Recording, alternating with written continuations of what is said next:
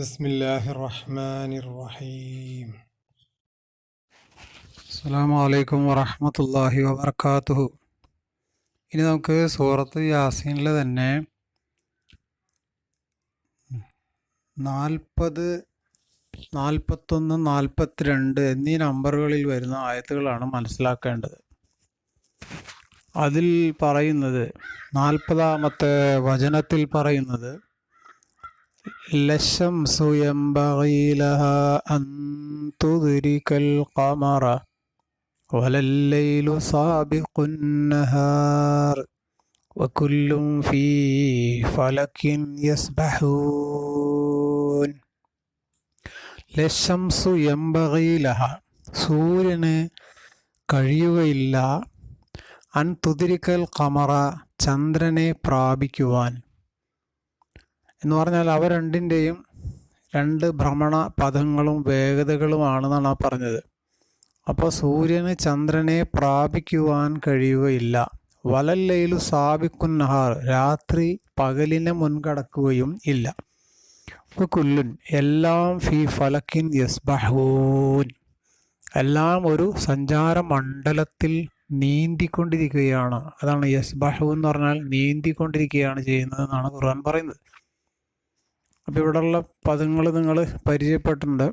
ഷംസ് മുമ്പ് വന്നു, ഖമർ വന്നു, ലൈല്, നഹാറ്, ഇതെല്ലാം വന്നിട്ടുള്ളതാണ്. അതിൽ പരിചയമില്ലാത്തൊരു വാക്ക് യസ്ബഹൂൻ, നീന്തിക്കൊണ്ടിരിക്കുക എന്നുള്ളതാണ്.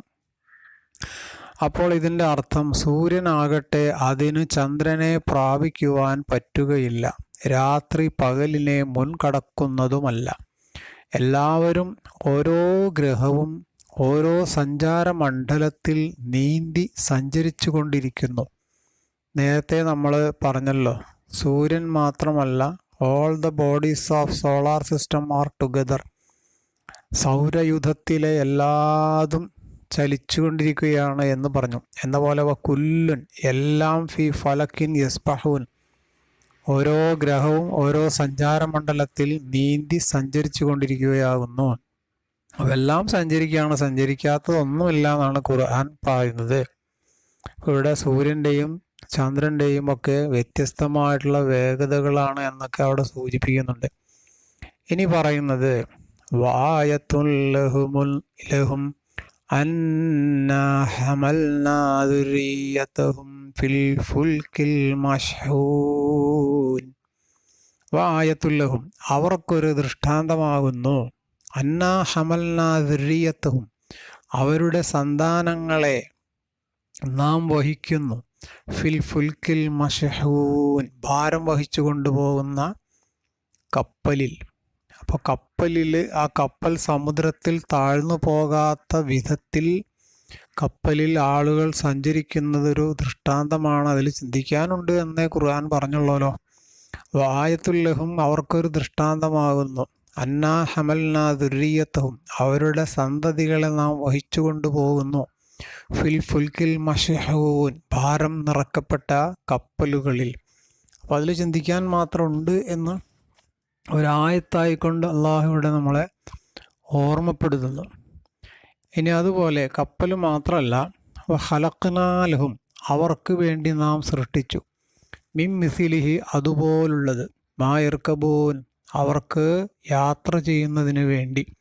റക്കിബ എന്ന പദത്തിൻ്റെ അർത്ഥം യാത്ര ചെയ്തു എന്നാണ്. മർക്കബ് എന്നാൽ വാഹനം എന്നുമാണ് അർത്ഥം.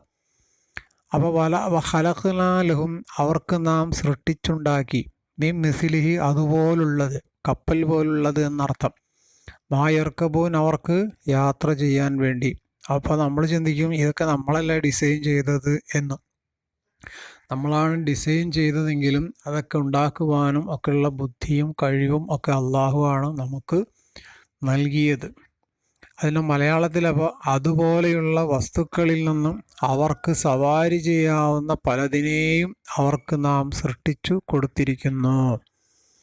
ഇങ്ങനെ പ്രകൃതി പ്രതിഭാസങ്ങളിൽ ചിന്തിക്കുവാനാണ് വിശുദ്ധ ഖുർആൻ നമ്മോട് ആവശ്യപ്പെടുന്നത്. ഇൻഷാ അല്ലാഹ് അടുത്ത വചനത്തിലേക്ക് നമുക്ക് അടുത്ത വീഡിയോയിലൂടെ പോകാം. ജസാക്കുമുല്ലാഹ്, ശുക്രാൻ.